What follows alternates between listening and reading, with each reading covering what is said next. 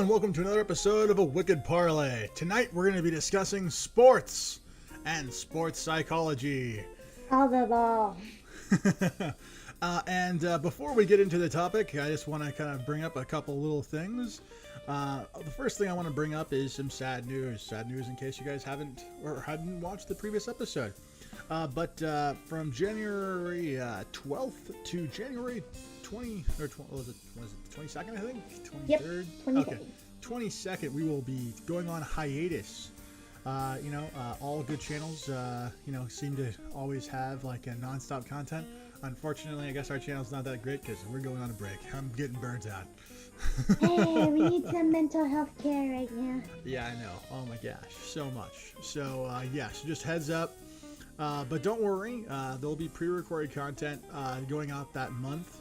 So, enjoy. And then, of course, on the, I think it's the 26th is that Wednesday. And so we'll be back.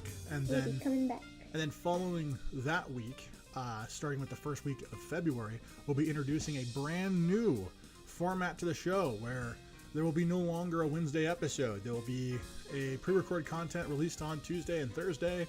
And there will be a Saturday live stream. So hopefully you guys will be able to support the channel still and check us out. But those pre-recorded episodes will be a lot shorter than our normal stuff. So hopefully you guys can sink your teeth into it and enjoy and share it, and people will actually watch. All right. And then the only other thing I really want to discuss is, of course, the monthly challenge. The monthly challenge is a challenge where we have to eat our meals that comprise the exact same color of food. Rose, not too long ago, made a lovely dish of macaroni and cheese that consisted of all things the same color. It was absolutely delicious looking, and I salivated just thinking about it. Meanwhile, my diet has consisted of sourdough bread and cream cheese. Oh no. And cookies. No, don't joke. Cookies. Well, I had cookie. They were pretty good cookies.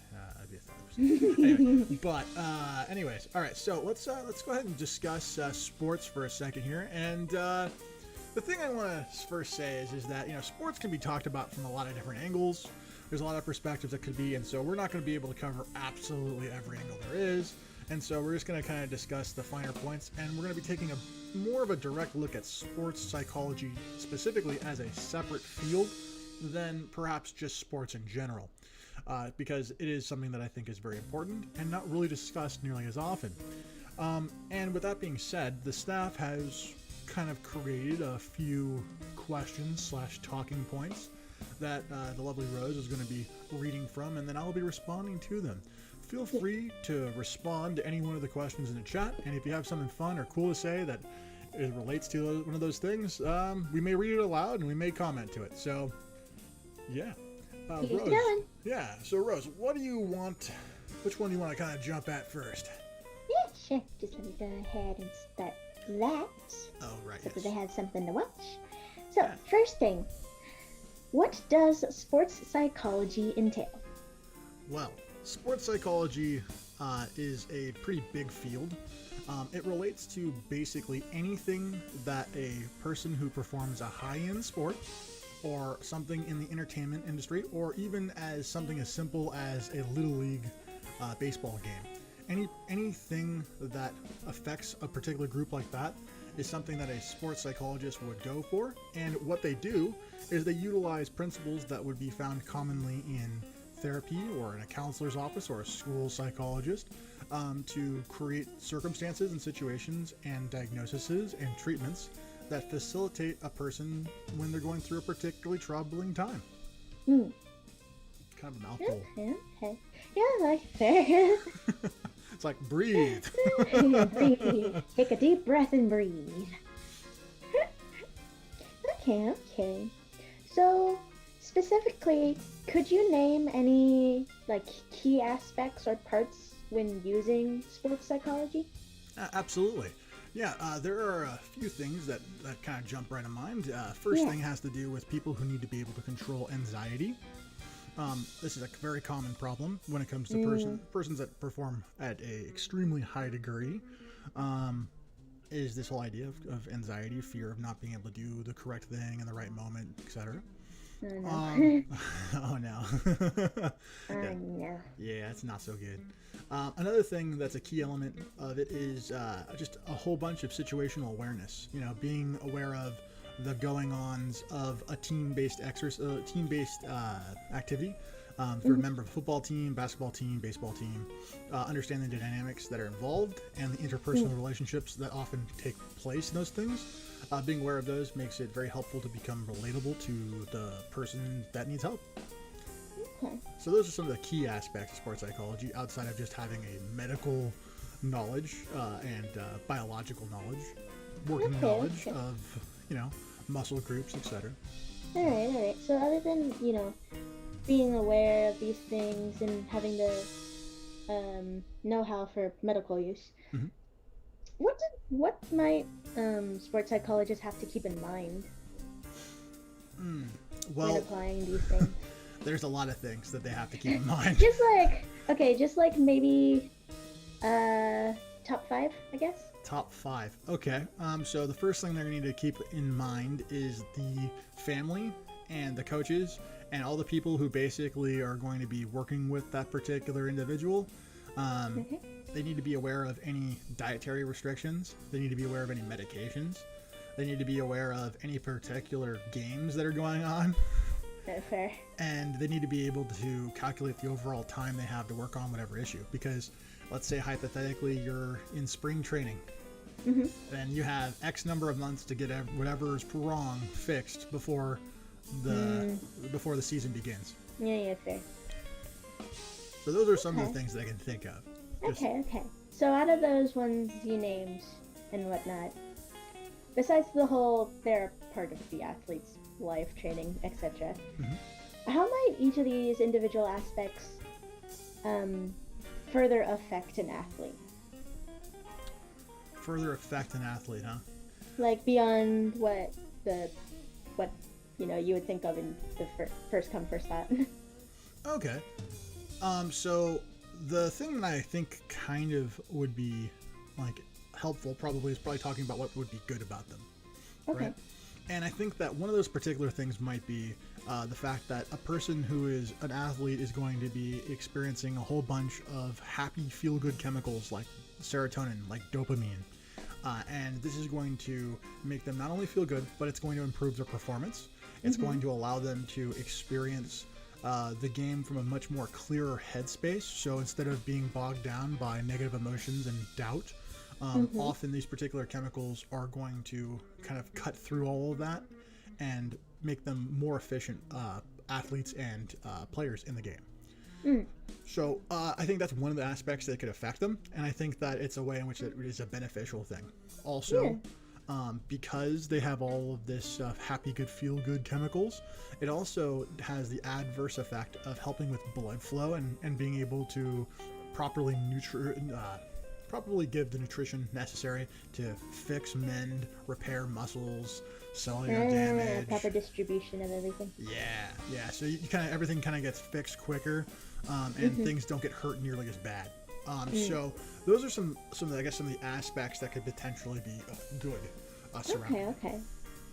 What about if that's some aspects that could benefit an athlete, are there any that could potentially be a detriment to an athlete? Oh yeah. Oh no. Yeah, there's always negatives. So obviously, why would a sports psychologist come to a person who's feeling extremely happy? Well, that person's probably on drugs. So there's probably bad things going on. I wasn't about to say anything. Yeah, there's probably something. You were right there. Yeah, there's probably something woo-woo going on. All right. There's something woo-woo. Yeah, but most of the time, a person's gonna come to the aid of a person. A sports psychologist specifically is going to come to an athlete or an entertainer when things are going wrong, not when they're going right usually. And the reason why this could be is any number of things. It could be a combination of anxiety of performance. It could be, having like some sort of like expectation that the game is going to be entirely hinge on them. The analogy for that I would use is, let's say you're on a football team and the football team is having a really close match. There's a game's going back and forth, right? It's within a couple of points and you're the field goal kicker and you have to kick the field goal for the winning or losing point. Yeah. In that moment, you might have tons of doubt. And maybe before the season began... Are you going to win? Are you going to make it? Is it going to be your fault if you don't? Exactly. Yeah. All the pressure, rests on you to succeed. And some people might not have, may have performance anxiety surrounding those particular things. A sports psychologist might come and talk to them and help them work out some things to say internally to change the internal dialogue of that individual, so that way it's more positive and allows them to be more aware of things. And in that way, they overcome their adversity. But when the person fails to make that point, it starts to eat away at their self-esteem. It starts to create more problems. Maybe they become alienated from their team because their team blames that person for the why they lost. There's a whole bunch of things that often happen to a person that are negative, that fall in line with that. It could affect their nutrition. It could affect everything. And so a sports psychologist is going to approach them. They're going to use a bunch of different techniques, whether it be cognitive behavioral therapy, whether it be, something that's based in like psychotherapy, or maybe just looking at a nutrition, having them go to a nutritionist and being like, hey, eat the right food, spend some time with your family, relax, stop getting your mind off this. Do not train 24/7. Yeah, sometimes simple things work too. And then other people will have to, take a look at like perhaps medications. Sometimes they have to make sure that the medications they prescribe don't, affect the athlete adversely or come up in some sort of drug screening test that makes them think they're on something else. So yeah, I mean, like those are some of the combination of things that could impact someone in a negative way. And also some of the reasons why that negative things may occur in the first place. So. Okay, geez. Yeah, I know, right? It's definitely not what you want to hear. It's a lot more complex than I thought. Yeah, honestly, I'm like skimming the surface here too. Like, I would love to discuss this at further depth, but dive later. Yeah, but we don't have time to really explain all the steps.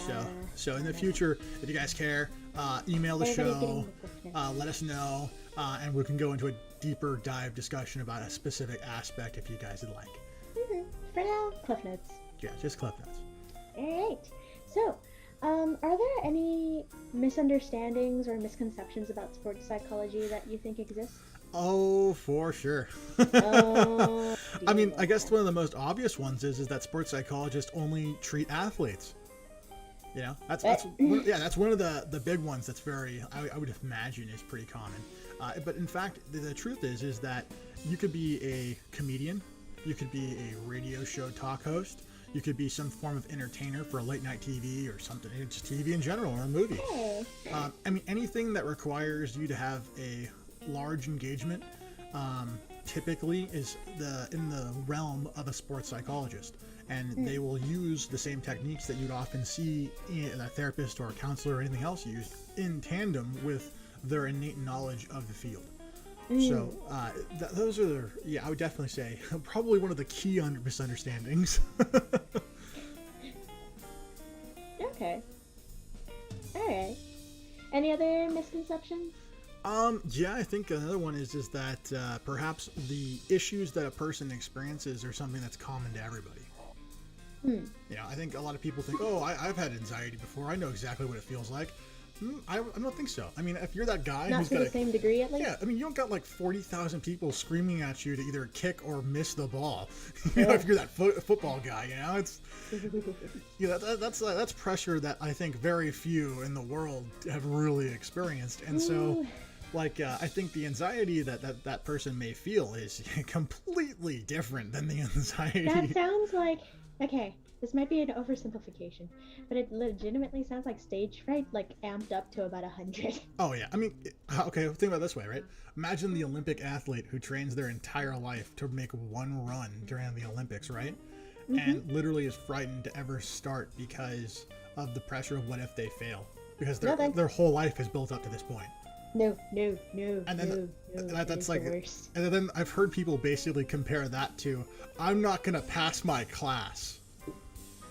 It's like, excuse me, you can retake your class. Most Olympic athletes get one shot, maybe two. Yeah, because there's only like, isn't there like some sort of age limit or something like that? It's not really an age limit. It's more like the human body begins to break down Right, at a certain the point. peak And so, you know, that's kind of like, oh, what happens to that? Nuckin Fox, hi, what's going on? Welcome to the show. New person. Yeah. Anyways, all Hello. right. Yeah. All right.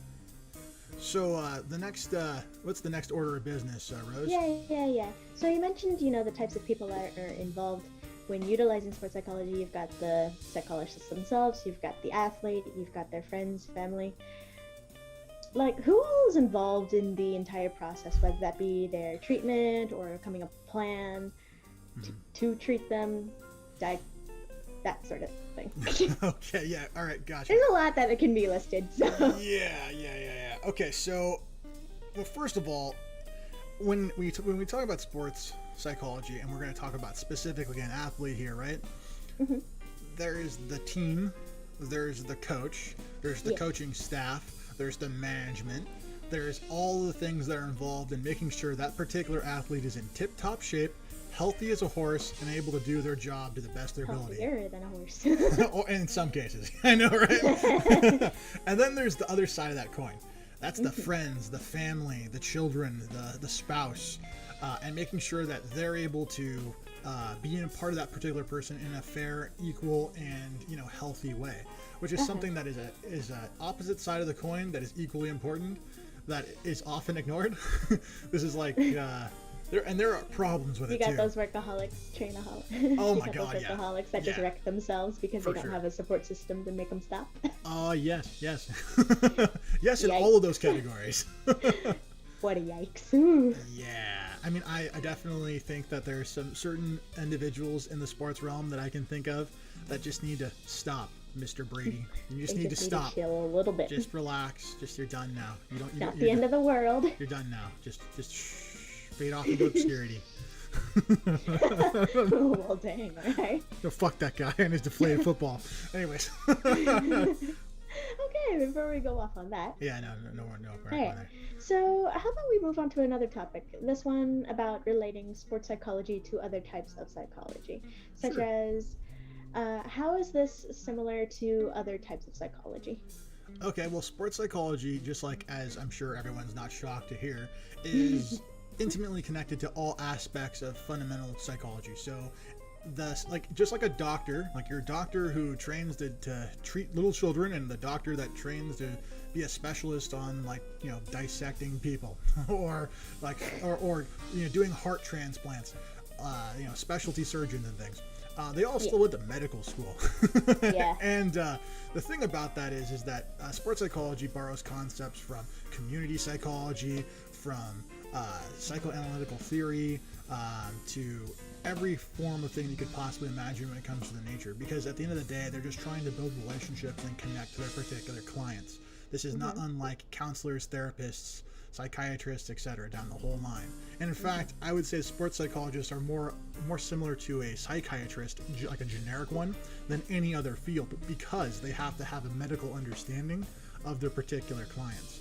And to the point where they're able to diagnose clients with certain symptoms, and then also prescribe medication and be aware of any medications they may be having by analyzing blood work, which is a really difficult element of things that I think no one really knows that much about when it comes to like the outside. It's like, oh, if you're in the field, you're doing it, okay, you know what's going on. Yeah, If you're exactly what you're doing. Yeah, if you're a doctor or you're a nurse and you look at blood work, you're like, okay, I get what's going on here. Got it. But if you're not involved in that, you're like, oh shit, what the fuck is this? You get like this chart and it's got all these like everywhere. spiky lines everywhere. You're like, excuse me, what is this supposed to mean? Is this like Google someone's search time. homework? Google search time. I know, right? Google search. What does this mean? Honestly, when it comes to it, sports psychology is related to just about everything, like I'm saying.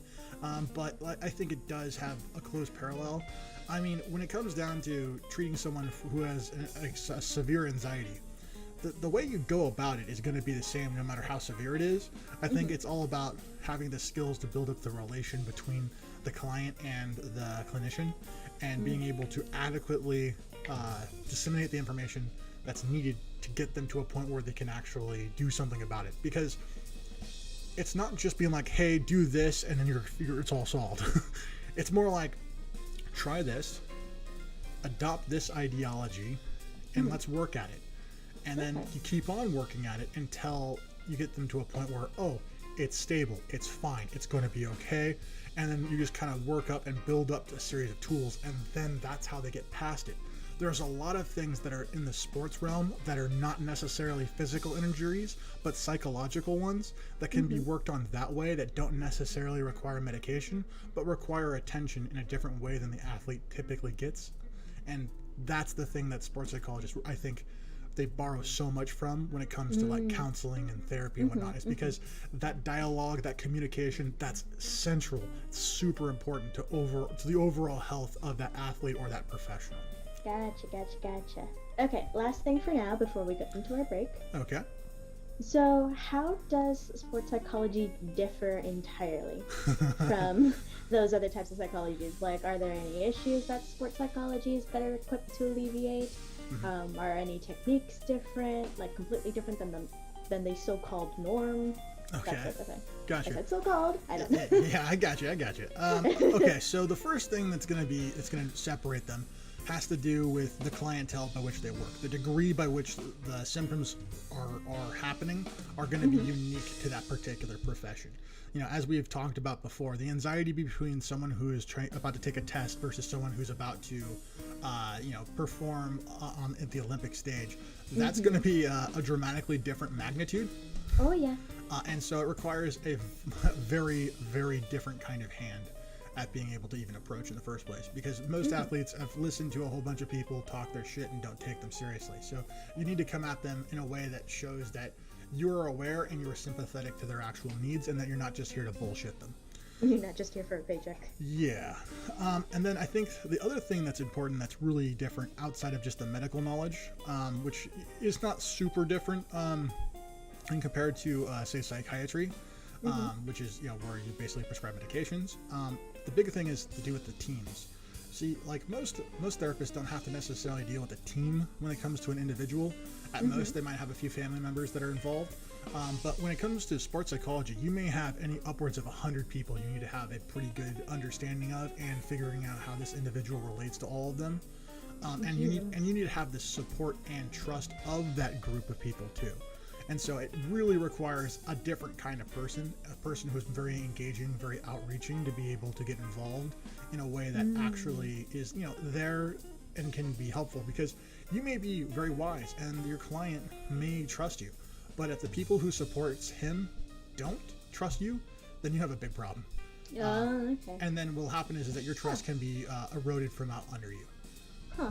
That brings up a quick question about that. So, it's somewhat a yes or no, I think. It's like, if that's the case, is it typically sports psychologists will work with that size team and only them, or like do they also get other athletes outside of that team? I think it kind of depends on the exact person and the situation. I do know that a sports psychologist typically is hired for a team, and so they're like a part of, like, say, like a basketball or baseball or football team.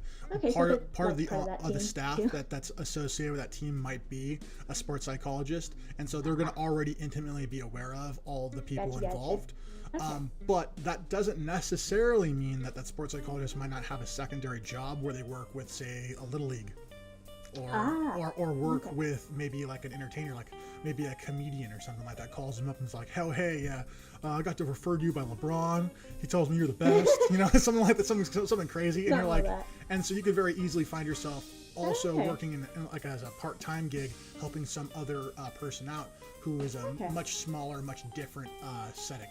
Because I was thinking, like, scaling and then work proportion-wise, and I'm like, Yeah, I mean, it's definitely going to be a fluctuating thing, but I definitely think that if we're going to talk about, like, professional team sports, they definitely have a person who's already been hired specifically for the sports psychologist role.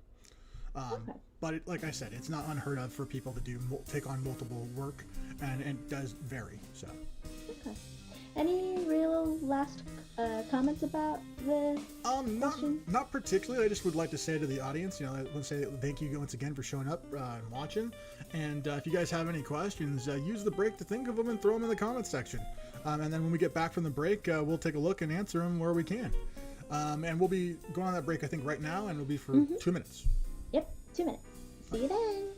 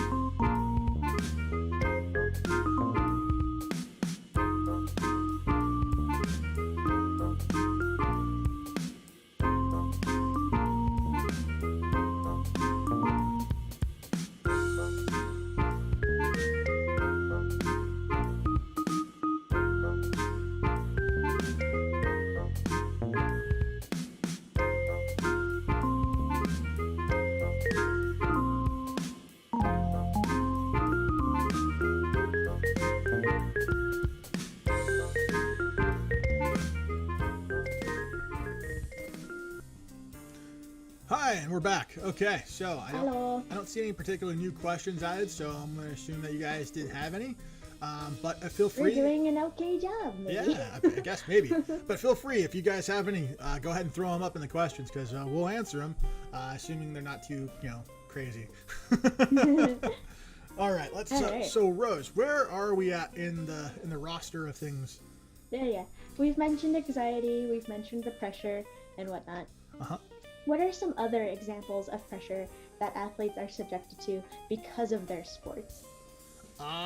Okay. All right. So, obviously you have the whole performance anxiety element, which we've kind of discussed, but there's also the whole element of like fans, for instance, pressuring. Oh God. Yeah, think about it. Like you're let's say a famous person. Fans or haters? Yeah, fans or haters. You can't go into certain department stores. You can't go out to certain places to eat with your family because you might get mobbed by someone who either loves or hates you. And so it can create a type of anxiety in the head just to be able to socially interact with people. Mm-hmm. That many people. It's like, are they gonna be civil or are they gonna be crazy? Exactly. Yeah. I mean, can you imagine being Shaq? You're beaten up, your career is done, I mean, and someone like maybe loves or hates you comes up, you can't really do anything other than maybe like lean on them. I mean, that'd be like a tree falling on a guy, so you're gonna kill him, Yeah, but in all seriousness, the other things that can be pretty problematic, particularly to entertainers like comedians, like musicians, is actually drug abuse. Yeah, I mean, it can be a big problem. It's something that a sports psychologist can typically, evaluate and sometimes help someone, perhaps get clean. And obviously, being on the road, traveling a lot creates a lot of depression amongst all forms of people who would fall into the camp of needing to see a sports psychologist in general. Yeah. Just because they're missing their family, they're missing, their loved ones, they're missing their stuff. Like, there's a whole bunch of things that could cause it.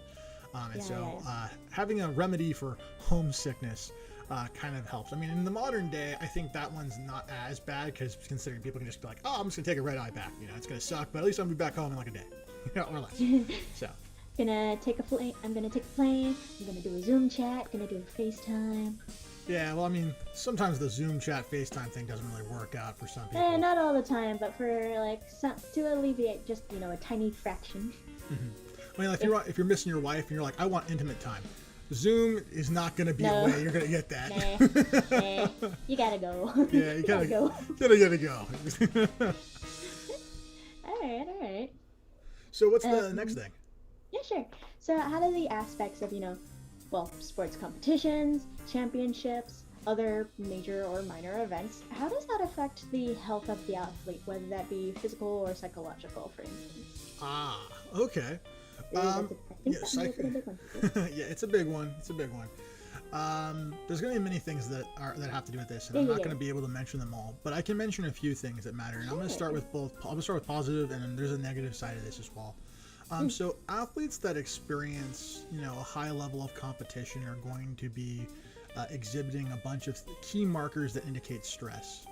There's going to be cortisol in their system, which is going to it has a negative impact on the body, and it's the stress hormone, and it causes muscles to get more tense. It can affect blood pressure and some other things, so it's not exactly a super good thing to have.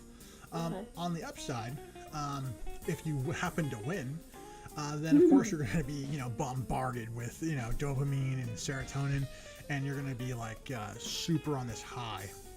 And that has a lot of good benefits, as I kind of mentioned earlier in the episode, about how it kind of helps speed up recovery from, say, some issues with muscles, or if you get hurt somewhere, you get bruised up pretty bad, the blood flow will help relieve those things. And those are all great things. It also can improve your overall sense of self. You can, sometimes it goes a little too far. People start to get a chip on their shoulder kind of thing. But, for the most part, it's a good thing. Somebody's getting a little stroke to their ego. Yeah, perhaps. Just a little stroke, just a little stroke. But then there's the negatives. Now, if you happen to lose, right? Well, you no. don't get that dopamine necessarily as much. You don't get that serotonin hit you want.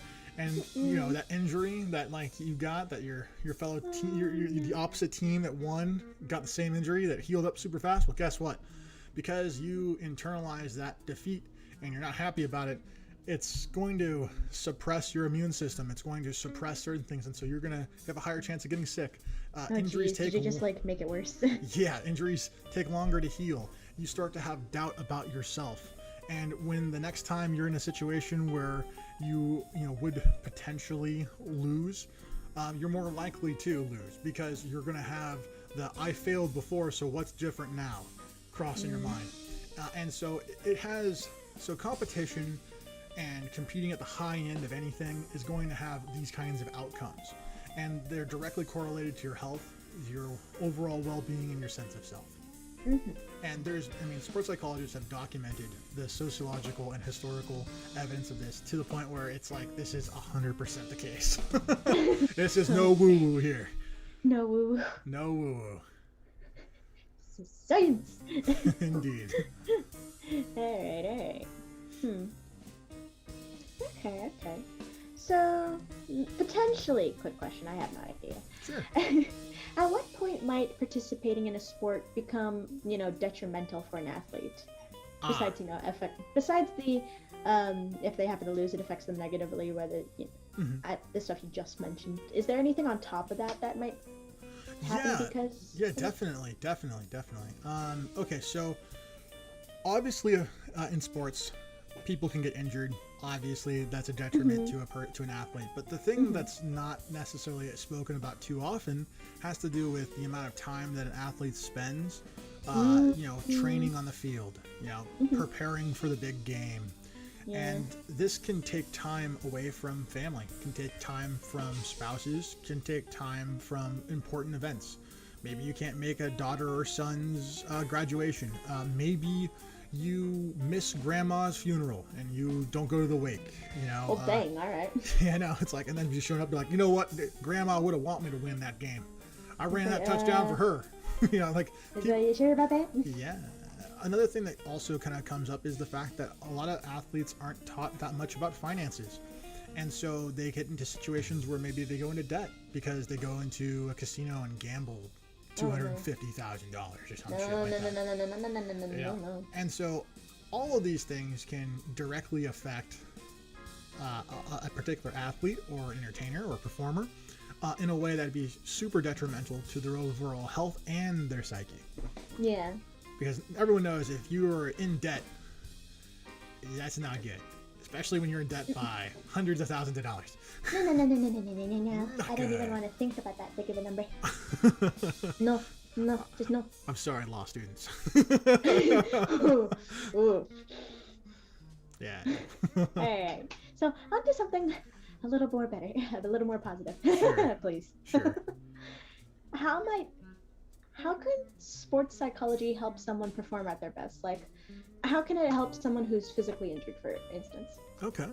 All right. So there's a story in an article that I believe I shared with you where a particular individual had hurt their foot right before the trials for the Olympics. And this particular person was in bed and had trained their entire life up to this point. And the sports psychologist said, hey, I want you to think about every element of your training.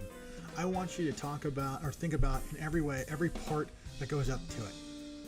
And this person, with next to no training at all, went to compete in the Olympic event that year and ended up getting gold.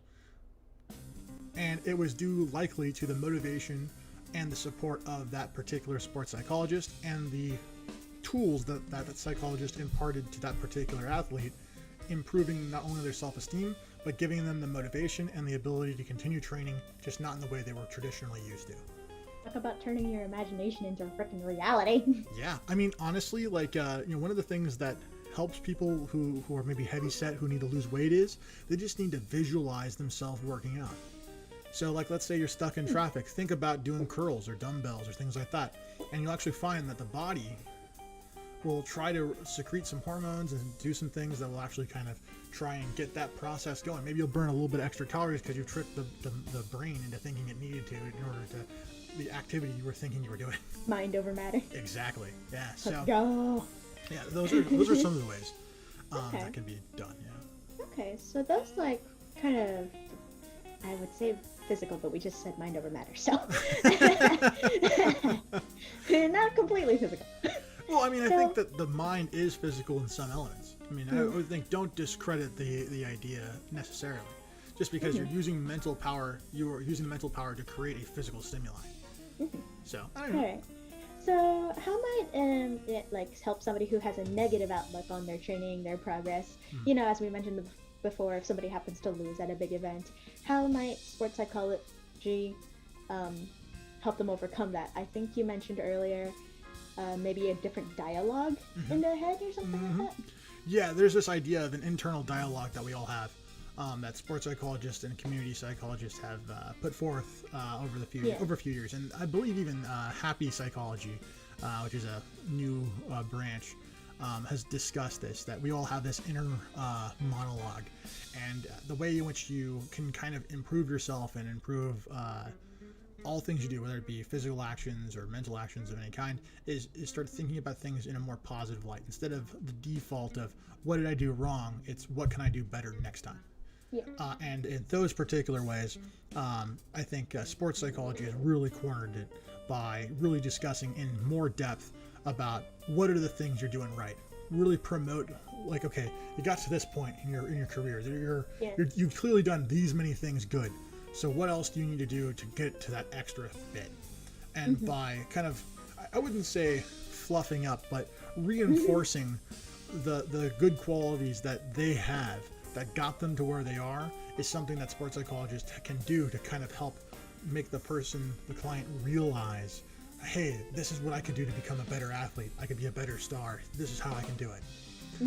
And then also sometimes it's just being able to understand diet and nutrition, because sometimes the simplest things could be out of whack. Maybe the athlete is eating garbage, junk food for the last couple of weeks, and so he just hasn't been getting the proper nutrition necessary to allow his muscles to perform at the best that they can be. So just talking to a nutritionist and changing the diet sometimes is necessary. But it's that whole approach, that whole idea of we're a community, we're going to help you, we're going to talk to everybody who interacts with you, we're going to figure out how these things go. That's what a sports psychologist is really all about. They're really trying to get at, these are the things that help you out, these are the things you need to do, go out and go do them. And they do it in a way that's respectful to everyone. Go out there and do it. Yeah. Okay. That brings me to another question, I guess. Okay. Like, are there aspects of sports psychology that could work for, like, non-athletes or, like, not the comedians you've mentioned before or entertainers, but maybe, like, the average person? Oh, absolutely, yeah. I mean, we all have our moments of self-doubt. I can't think of a single person I've ever met who's never had a dark moment. And I think sports psychology has showcased the fact that, first of all, having someone to be able to talk with in confidence is going to definitely promote your overall well-being, psychologically speaking. It's going to improve your mood mentally. It's going to help you physically when it comes to recovery. So if you're going to the gym and you're working out, and maybe you're getting down on yourself about that, well, you can tell yourself, hey, you're doing a great job. Look where you were, compared to last month. Keep on doing it. Like push Keep through. on doing what you're doing. Last week you did You've 10. got this. You did 10 reps. Now let's have you do 12. And just saying like positive, happy things. Pointing out your successes, accepting your failures, are all things that trained sports psychologists definitely do. And I think that they tell their athletes this because they know that it'll help motivate them to be their best. And I think finding that thing that motivates you to do your absolute best, that's the hallmark of borrowing concepts from elements of sports psychology to generate a higher level of efficiency and overall good for you. That sounds happy. Yeah, it is kind of happy. Alright. Any last comments about any of this? Honestly, yeah, I think my last comment is this.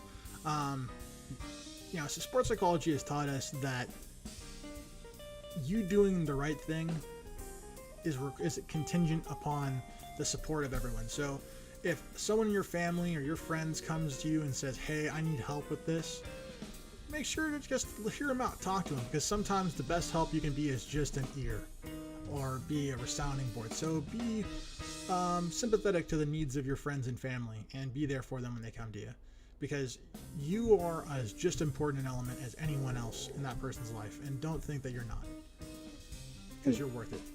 You're worth it. You're worth it. Everyone's a good peoples. All right. I think that's it for today's episode, I believe. Thank you all for being able to show up. Yeah, thank you everybody for showing up. I appreciate you guys all talking in the chat. It's been host. Thank you, Duck and Fox, and hi, Kyle. Hi, Kyle. Nice to see you at the end there. All right. Well, hopefully you guys are looking forward to the specials. We're in the production right now of them, so that'll be some good stuff, some good laughs. It'll be something similar to before. And we'll be making those new episodes starting in February. So hopefully you guys look forward to those things. All right. Well, I think this is going to be it for us for tonight. So have a good rest of your night, everyone, and stay safe. And we'll see you in the next one. Later, everybody.